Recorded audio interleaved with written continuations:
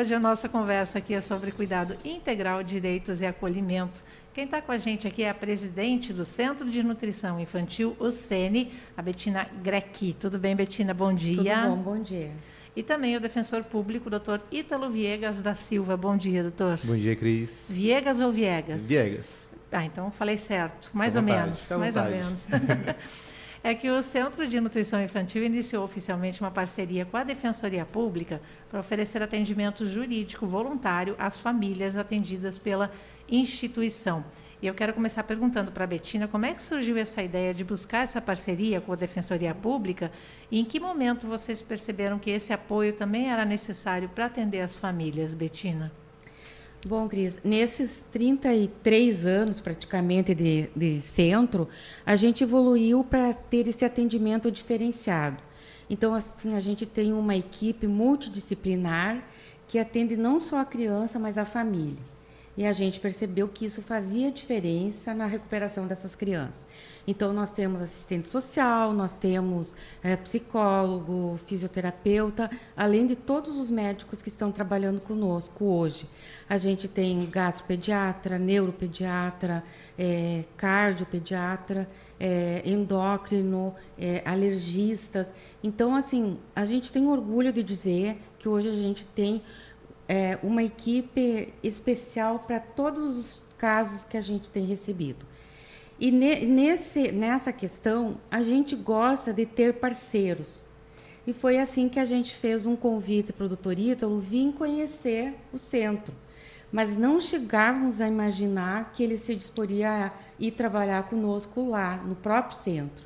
Então, isso para nós é uma alegria muito grande, porque assim, essas famílias todas, elas são necessitadas de acompanhamento, às vezes de defensoria. E ele estando lá no centro, agiliza muito mais o atendimento. Quando que foi essa visita, Ítalo? Eu acredito que foi dia 15 de janeiro? 15 de janeiro. A gente mandou um ofício para ele. No final do ano passado. E assim, ele fez uma diferença enorme conosco, porque quando ele chegou, eu disse para ele, o senhor está disposto a conhecer tudo do centro, porque é demorado, porque são muitos atendimentos. E ele disse assim, uma coisa que eu não vou mais esquecer. Ele disse, eu tenho toda manhã para vocês. Olha, e que ele legal. ficou toda manhã conosco, conhecendo, e partiu dele, então, essa parceria. E como é que funciona hoje, Ítalo? Você está como voluntário, é isso ou não? Então, meu nome é Ítalo, né? Trabalho na Defensoria Pública enquanto defensor e atuo na área da infância e juventude. Então, a minha área de atuação dentro da Defensoria está voltada à violação e à garantia de direitos de crianças e adolescentes, né? A prevenção, a violação e a garantia de direitos.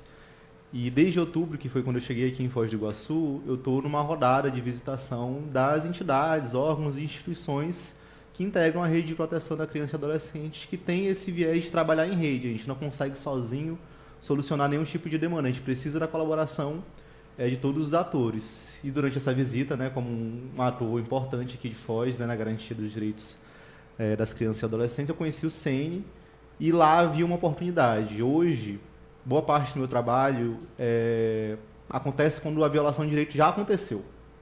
Então, quando crianças e adolescentes já têm seu direito violado, eu começo a atuar.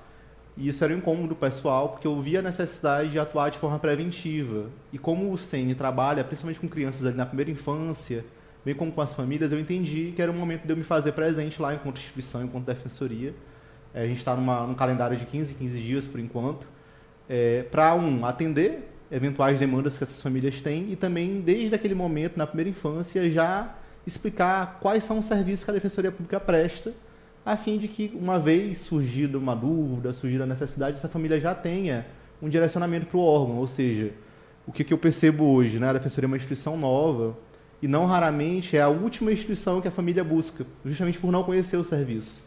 E eu estou tentando inverter essa lógica de tornar a Defensoria Pública uma referência para as famílias, né? Especialmente as famílias em situação de vulnerabilidade, a Defensoria Pública, né? Enquanto um parceiro dessas famílias, dessas crianças.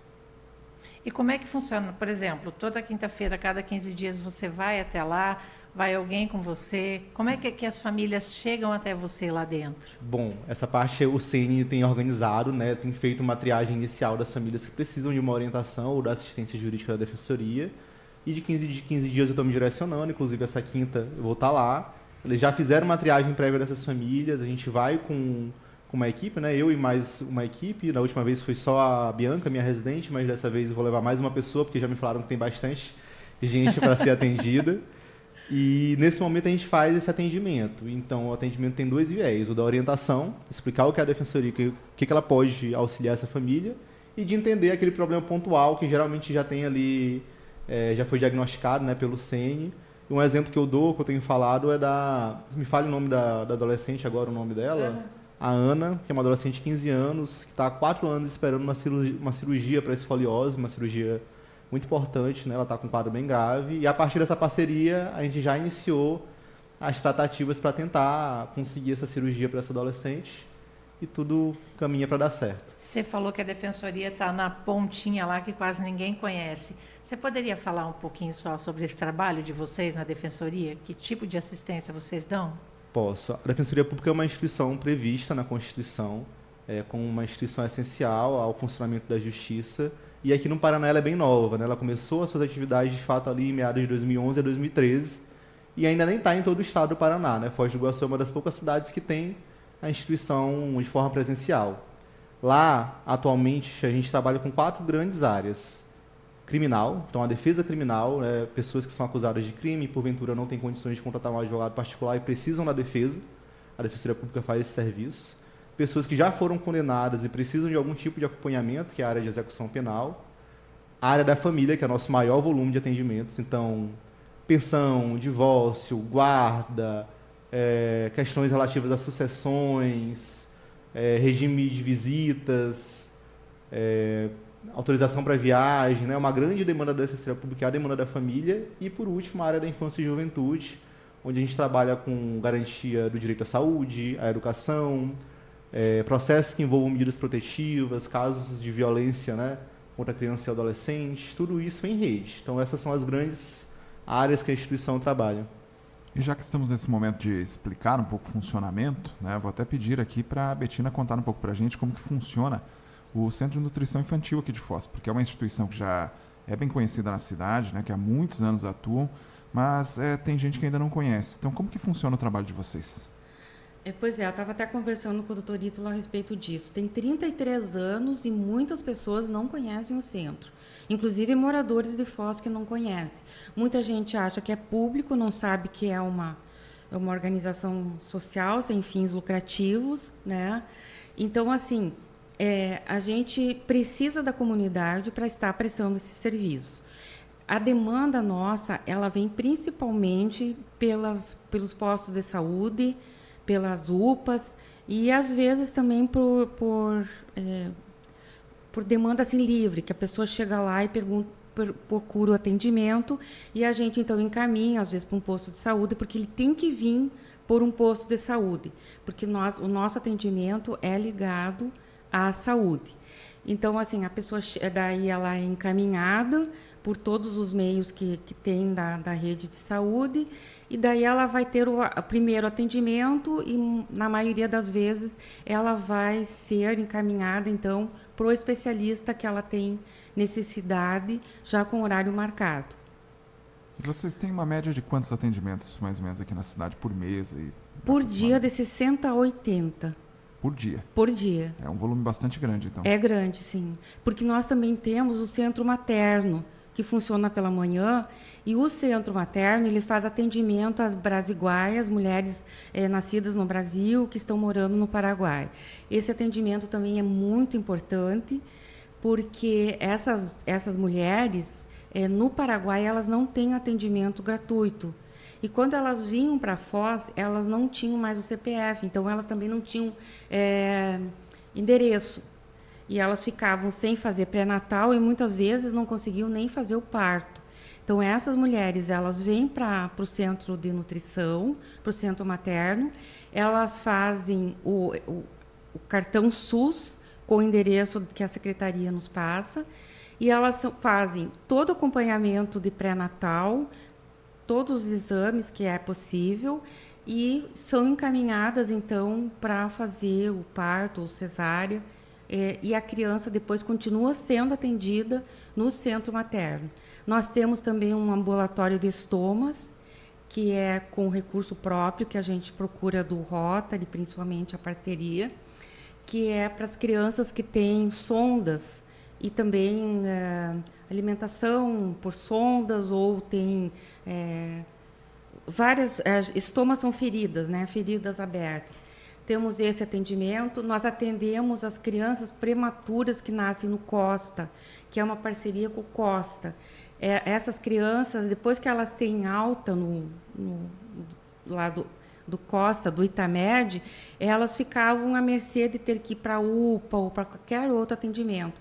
Então, a gente fez uma parceria, as médicas do Costa vêm quinta e sexta, e esses prematuros são atendidos por nós lá, que é uma grande demanda também.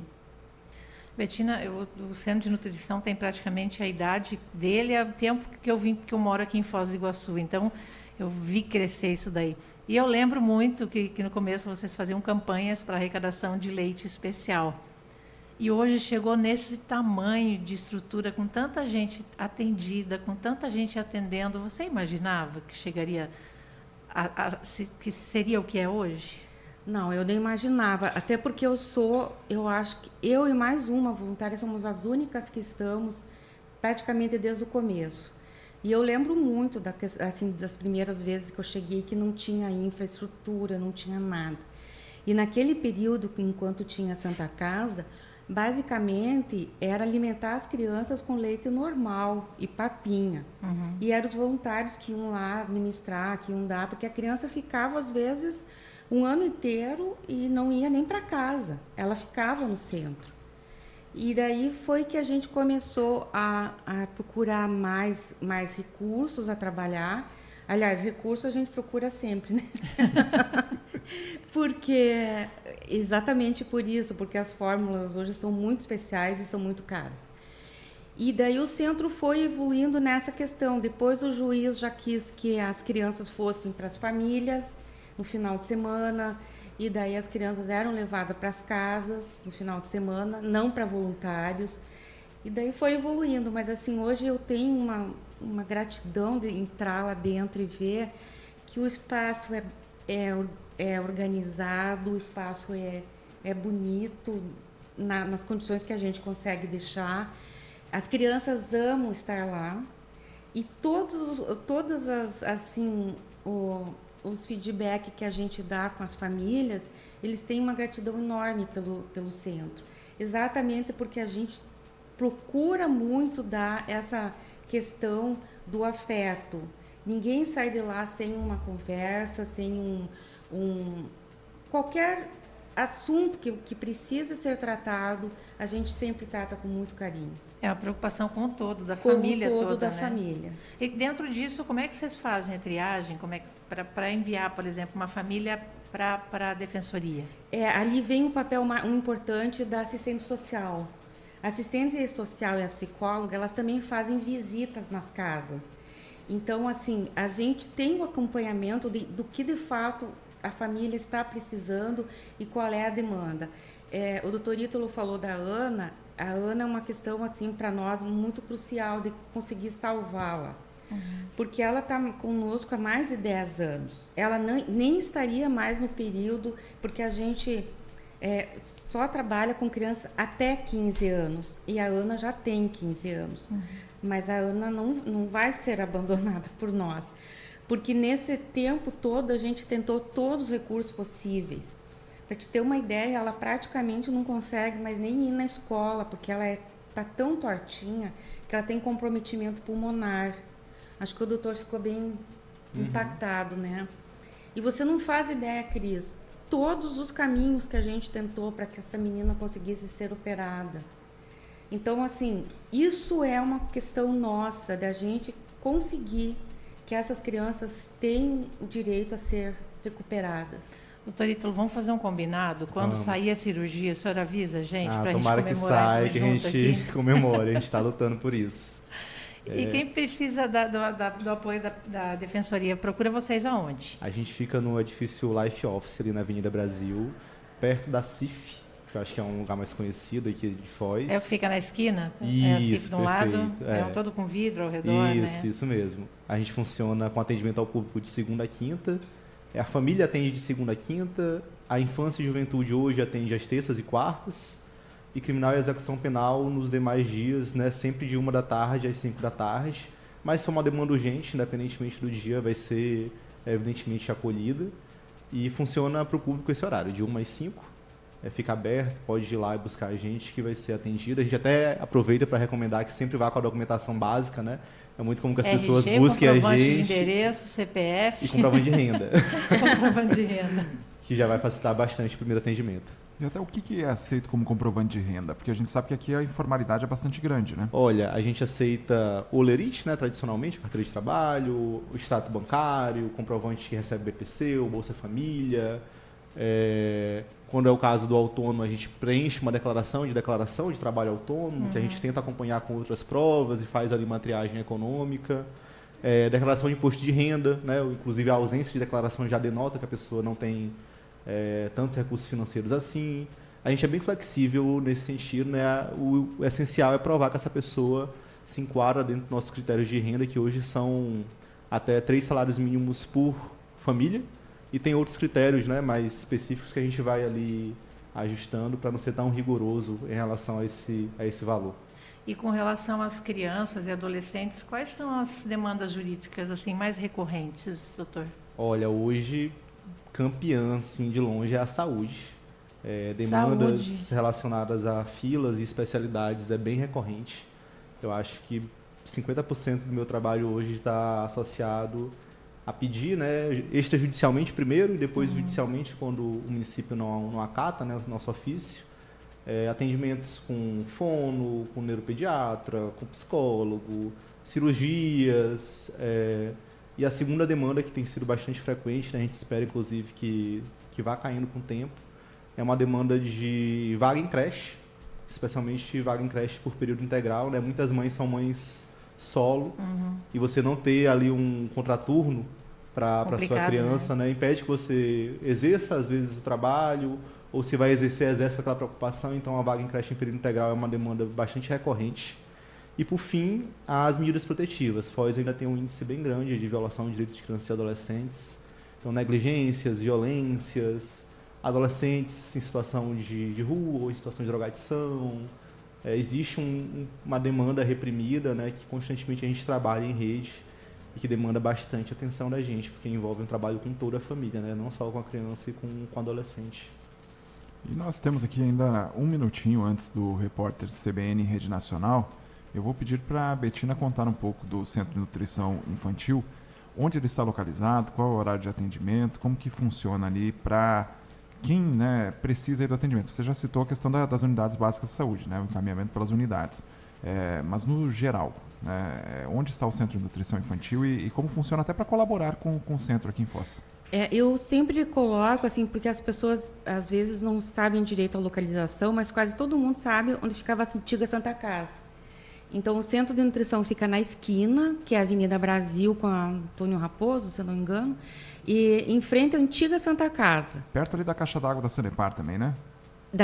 Isso aí, na mesma rua da Sanepar, do atendimento da Sanepar. E a gente precisa sempre da colaboração. Para te ter uma ideia, a gente tem leites especiais, que é a demanda principal nossa, são esses leites especiais, que todos esses médicos recomendam e são quase sempre a comorbidade que a criança apresenta. Nós temos leite de R$360. Então, assim, a gente faz trabalhos com comunidade, faz trabalho com Rotary, com parcerias, mas nunca tem que chegar. Então, a gente precisa que as pessoas possam ligar lá e perguntar. A gente tem número de Pix para a gente conseguir fazer esse atendimento. Dá para dar um confere no Instagram também do centro. Isso que eu ia falar, exatamente. @Centro de Nutricão Foz, tudo junto, isso sem aí. cedilha e sem acento. A gente gostaria que as pessoas compartilhassem, né, entrassem no Instagram, até porque a gente põe bastante informações institucionais e também educativas sobre alimentação, várias questões assim sobre as crianças. Beleza, então, Betina. Muito obrigada a você. Doutor Ítalo, obrigada ao senhor Eu também. agradeço. Nós que agradecemos. E daqui a